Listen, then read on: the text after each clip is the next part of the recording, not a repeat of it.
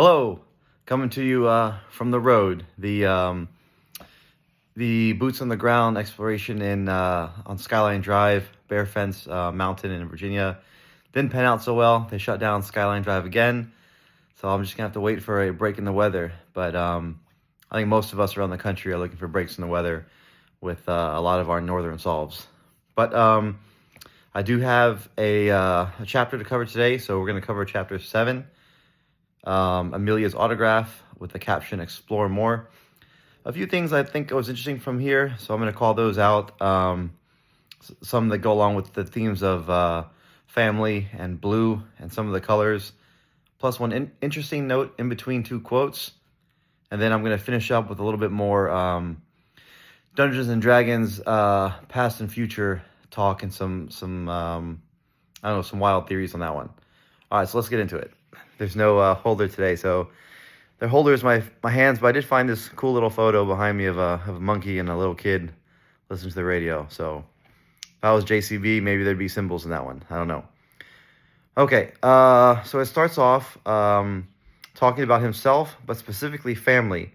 So I know his children, so normally I kind of ignore the first paragraph and the last paragraph, but with this one, I kind of tuned in a little bit. Being a dad of 2 young children, that's what he talks about. We're on page 71, chapter 7. And there was a specific thing here. All right, so here we go. Second sentence. One of the things I admire most about my 2 kids is their unadulterated, unabashed, unabated enthusiasm for everything, everywhere, all the time. Every ladybug, every flower, every ball, every new book or learning activity. Then it goes on to, they elicit squeals of passion and joy. So a couple things. And then the end of that paragraph is the equivalent of herding 100 hamsters. So I know as far as details go, anytime that he uses a phrase that's out of the ordinary or weird, I write it down like, again, bee on a pistol. But herding 100 hamsters, I hadn't heard that exact phrase before. Although I have heard of herding cats or herding something else. I don't know if I would consider herding 100 hamsters unique enough for a clue. But I did focus in on the alliteration, I guess you could call it, unadulterated, unabashed, unabated. And I wrote down triple A's. So the first time I've ever seen something like that in the book. So I wonder if it could be something. So I just wrote that down to hold on to going on. Going on to page 72, goes more about Amelia Earhart, talks about her life. The Great White North, this is at the bottom of 72. That is, apparently some people will call Canada, so I don't know if that's really a clue there. And then there's the photo, which a lot of people have called out all the errors for the plane. Why is the landing wheel on one side down and one side up? The plane wouldn't fly like that with the wheels down, the proportions wrong. Are those peaks somewhere? At first I say no to everything, but take a pause a second for those peaks, because we're gonna keep going on to we're gonna keep going on to page 70. Okay, I was getting mixed up with the second chapter. So it goes on to introducing the Native American jeweler. Where was the other thing I saw here? Okay, so on page 74, all of the very top, she loved to bend a phrase. Poetry, more than anything, provided Amelia with ways to make subtle commentaries about her experiences. All right, so this one, bend a phrase. At first, that sounded like it could be a real phrase, like, I think that's a thing. Like, a poet is someone who bends a phrase. But looking up on Google, it didn't, the term bend a phrase didn't really return any hits, which is very unique. And texting a few people, they said, no, I've never heard that phrase before. The people I texted aren't really English literary people. So if you're watching this video and you are a English major or you're a poet, please tell me, ask your friends if you've heard of this phrase, the phrase bend a phrase, right? Especially in relation to poetry or writing something. Again, we're at the top of page 74. So I think that could be a clue. I certainly think that's more unique than 100 hamsters, herding 100 hamsters, which that's another alliteration, right? Yeah, herding 100 hamsters. So the three H's, so that's twice in a row, or twice in the same paragraph that he uses alliteration. Unadulterated, unabashed, unabated. And the bottom of that same paragraph, herding 100 hamsters.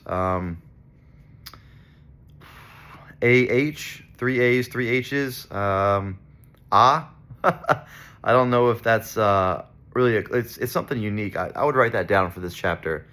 I mean, I'm writing it down, and we'll see what comes out of it.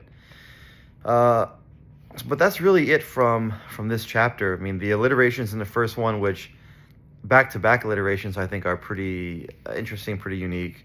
I did put a pause on the picture. The plane makes me think it's AI. I'm pretty sure it's AI. But the reason why I put a pause on the mountains is the next chapter, which I want to go ahead and read and do these two together. So we're going to go ahead and flow right into chapter 8. Beauties, bespoke treasures. A little bit of alliteration there. If it was BVB, I think that would be something huge. Know the past, see the future. So this one he talks about, introduces, again, he always starts with something with himself. Unbreakable thread, again, talking about the love of generations. Again, he mentions his children again right off the beginning. One of the big things for this chapter was page 81. So page 81, he's referring back to the 2 Charles Laloma stone rings. He says the blue ring, page 76, which I'm going to turn the phone and look. Right, that's turquoise. And with a chapter dedicated to Native Americans, I mean, it would have been really easy to say turquoise. He does say turquoise later in, where does he say turquoise? He says turquoise a couple times. Wave interest, PBS, like bracelet, you made an error. Page 80? Yeah, page 80. At the time Charles designed this bracelet, now in our treasure, most Native American jewelry consisted of traditional silver and turquoise designs that are still common today. And I think he says it again toward the end. So he's said turquoise, and there he mentions turquoise several times in the book, but he refers to that ring as blue. And I don't know, say something in the comments, let me know, which I do want to take a small segue and say, I appreciate all the comments in the videos. It's there's a lot more engagement, and I think that's great. I enjoy the engagement. I think other users do it as well. So, you know, it's kind of take a penny, leave a penny if you want. That's a saying that people have been saying. But I'm gonna put it out there regardless. But it does help the community a little bit. If you find something, if you want to build on something, leave a comment, and then maybe come back to it a couple days later and see if anybody else has added to it, and we'll get a box that way. I will say, after the first box is found, if you want to clam up, that's fine. But let's get this first one done. Okay, so that ring, I can't get out of my head that he calls it blue, and it's definitely turquoise. So the reason I focus on the blue is because of the major theme of blue running through.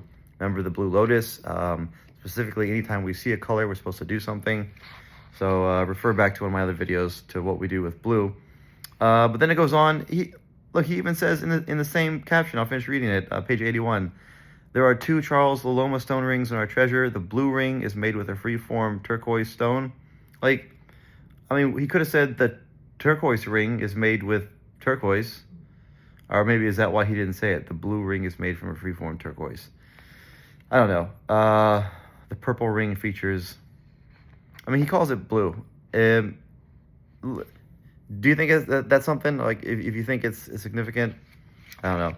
So this is the first time he really mentions purple, but there's no, like when he mentions blue, it's the Blue Lotus, talks about the symbolism. When he mentions green, he talks about, the emeralds and go into the history of it. Red, same thing, but purple, he just throws it out there. I'm not attaching any deep significance to the color purple in the book. All right, so moving on from that, we're on page 83. So this one, okay, let me know what you think about this one. Page 83. He's transitioned a little bit into Charles's niece. And so it starts out, the top of page 83 starts out with, Charles would only mentor 2 people in this style of making. One of them was his niece. Her name is Sun Wei. She makes jewelry today. Goes on to a little bit about her name. And then there's a quote Charles taught from Sun Wei, a quote about Charles. And then there's a small paragraph, and it says, like her uncle, Sun Wei owns a plane and is a pilot. That's not mentioned earlier in the chapter. Let me just double check. Commercial success, influence art, collectors, Hopi, military. Yeah, let me know if I'm wrong. But I don't think it's mentioned that he is a pilot or owns a plane. So this paragraph just starts, it's just really sudden. Like her uncle, Sun Wei owns a plane and is a pilot. Like, we weren't even talking about planes or pilots or anything. He just throws it in there. Sun Wei and Charles flew together often. From the sky, they'd gain a fresh perspective on the beautiful rock formations of their territory below. These views became inspiration for their inlay designs. So, and then it goes on, another quote. So it's 2 quotes. Again, a lot of the quotes are in pairs in the last previous chapters. We know that there's a theme of mirroring and reflection. Both of these quotes are from Sun Wei. And the second one, it says, we use our planes to fly around Hopi and places like Canyon de Chelly to look at rock formations. Stones in our messes are now how our inlay designs came to be. It's a bird's eye view. So there's a lot with bird's eye view, right? So JCB himself talks about his 36,000 foot view. This is the first time I've seen that. Maybe there's a hint that something in the book, an image, I don't know if it's a format or if it's one of the photos or one of the AI pictures, will somehow reflect an actual boots on the ground location. I thought it was pretty interesting. And then it goes on a little bit more about the Hopi, which is interesting the way he breaks it down. I haven't seen that in a chapter yet.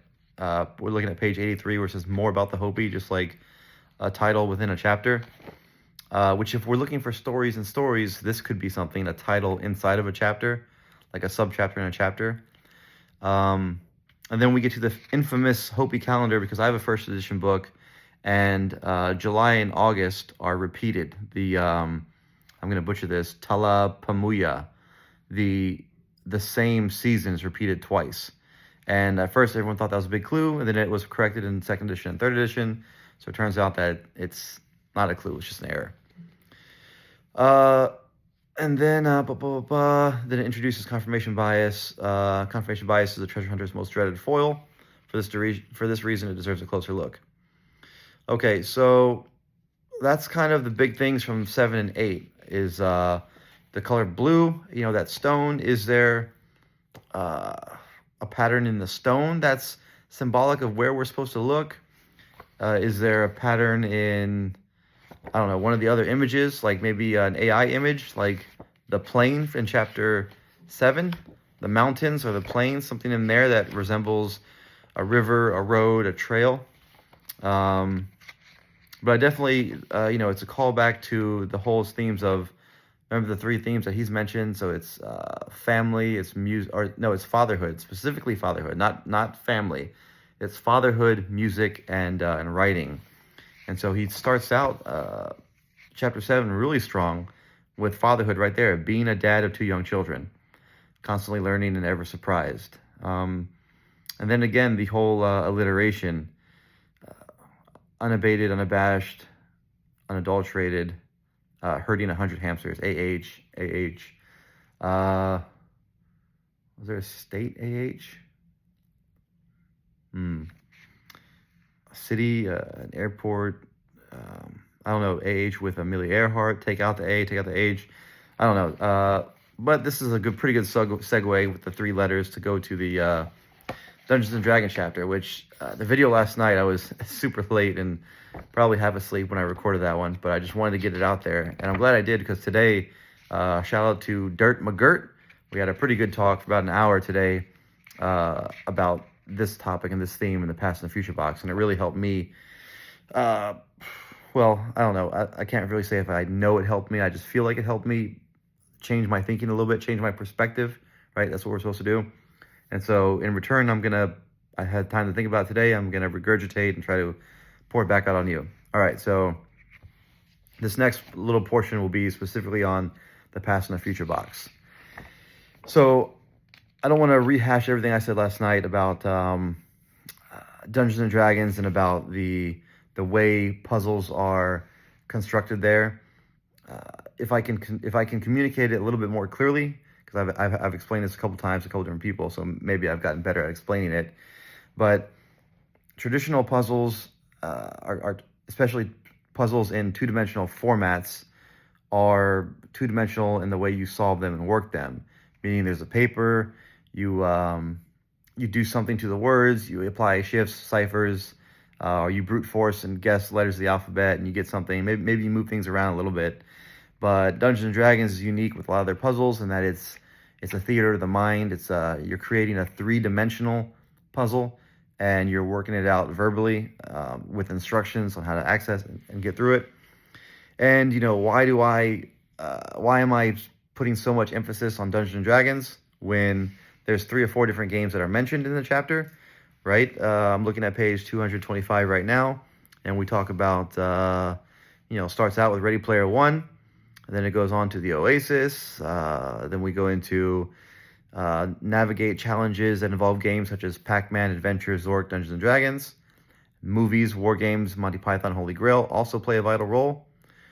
And then he talks about, because I happen to be a similar age to Halliday and Klein, reading Player One was like experiencing my own childhood again, which if you read the e-book blurbs that have been updated twice, they both mention the key to this chapter is the author's past and present, which everyone thought was a typo at first, so did I, but it was already updated twice, and it's still in there, past and present.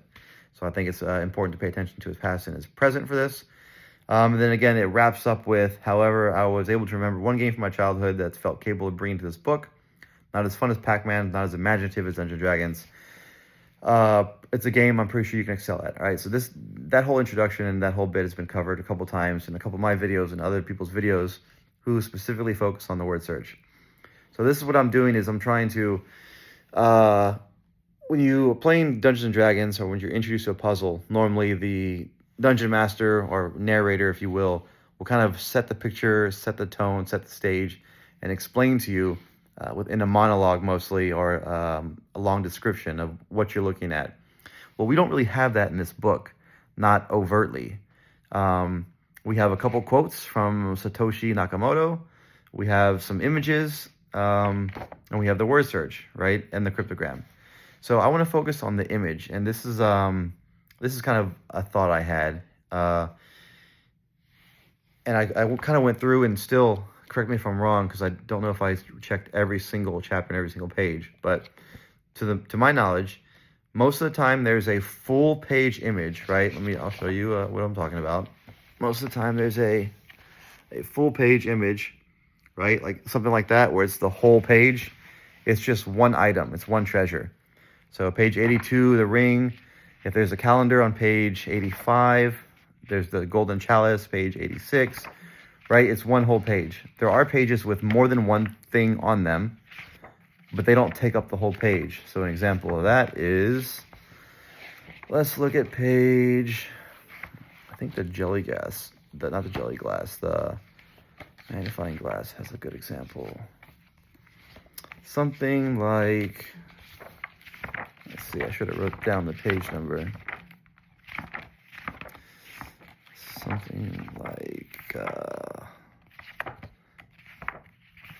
I can't, now that I'm flipping through, I'm having a hard time finding one. But they're all either a full page image of one thing, or it's small insets, right? But I know there's a couple pages with like 2 or 3 insets, but I haven't seen a full page that has more than one item on it. And so that's why I think it's unique with the page 223 for the past and the future, that there's 4 things on here and 2 different topics, right? Plus, if you count the graphic in the background, that's 3 things right there. You have I'll show. You have, right? You've got that on the top, that on the bottom. So that's the way the formatting is unique, right? So you have the commemorative coin, which is, we know that it's off center. to me, it looks like a clock symbolizing time. I think there might be a really more significance to this page, and a few others have called it out early on. For me, I wasn't able to focus on that page at the time, or I didn't really count much into it. But now that I'm thinking about it, it would kind of make sense to have, if it is a three-dimensional puzzle or a puzzle that you're supposed to manipulate and stuff, you would need more background for it, other than the one line title of Welcome to the Word Search. And so maybe this image, this layout, has something. Now JCB has what's the word? Congratulated, or he's credited Paul. What was the guy's name that did the layout? Let me see if his name's in the back. But there was a person who formatted the book, right? And JCB credits him, I think, in the back. Thank you, Richard, for making this book so attractive. Your talents with design and layout, right? So there's a guy named Richard who did the layouts. Your talents with design and layout second to none. I know I hit the lottery when you accept this project, and yet you still made it better than I could have imagined. So maybe this is all just Richard, right? Maybe Richard did this, and this was his attempt at making it beautiful and more attractive. So I'm not going to put I'm not going to say, hey, this page is everything. I just think that since it's been a couple months and we're all kind of stuck, no one's found a box yet, maybe this page deserves a closer look. Because out of all, I mean, the formatting is cool for the book. Yeah, I'll give them that.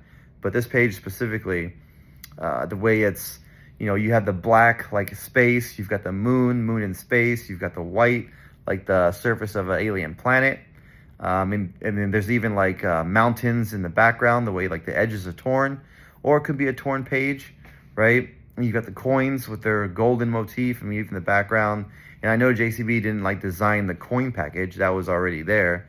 But you could have easily split these two pages. You could have put half a page of text on one with the coins, and then half a page of text on the other with the Bitcoins, and it still would have been a nice looking image, unless there was a specific reason to cram all those on one page and then have the text on the other. But I don't know. Then JCB would have had to explain to Paul, hey, for this page it has to be like this. And maybe that would be JCB wouldn't want to because it's a clue. Or he would have said, hey, this page of text can't be broken up. It has to be a full page because it's a way for us to get a descriptor out of there. I don't know. I just recommended that if you have a friend group or, access or kids or nephews or whatever, or some parents who don't know about this hunt, maybe just have them take a look at this page, take a picture of it, send it to them and say, hey, what do you get from this page? Or is there a word that these images spring to mind? Something like that. I don't know, just like an unbiased view, I guess, is what is kind of the thought process I was working on. And we'll see how I feel about that tomorrow. But that was a little bit of what I was doing. I was just kind of, stuck on the past and the future box. Hadn't really had any breakthroughs in a while. Trying to go back to it and see if there's anything I missed or any way I can reinterpret the clues. Try to look for a way to work the puzzle in a different way. Thinking more about Dungeons and Dragons. Maybe next week I'll do it more Pac-Man style. Or I still don't feel the movies play a big role into it. And the only reason I do is because he talks about, I remember one game, right? So he's talking about a game there. And then there's a famous reference to this chapter on page 229, right? And so he talks about the bottom of page 229. In the previous 3 chapters, I've shared with you a poem, a fictional story, and a few games. So he refers to that chapter as games. He doesn't say movies. So I don't know. That's kind of where I'm at today. Chapters 7 and 8. I think there's a few things there. Maybe, but again, if what was the guy's name? Paul or Richard? Let me go back to it. If Richard was the one that designed the book, if all JCB did was, and I'm done referencing the book. We're wrapping up here. If all JCB did was he wrote the text out, did his puzzles, and gave it to Richard, and said, hey, these are the images I want in the book. Or maybe he had high-res photos of all the treasure and said, hey, these are all the treasure. I'll let you decide what. I mean, I don't know how much of a role JCB had with choosing what pictures, what treasures went in. I mean, how how much of a role did he have with designing the layout of the book? We don't really know yet, unless more information comes out later. So is all the clues of formatting and all the torn edges and the filters, does all that even matter? I mean, maybe this is just like some people say, a poem purist or a chapter purist. Maybe it's just the text. All that matters is the actual text, and we shouldn't even look at the photos. I don't know. We'll see after a couple months of looking back and forth, and if people found a box, what it plays into. All right, that's all I got for tonight. All right, take care. Bye.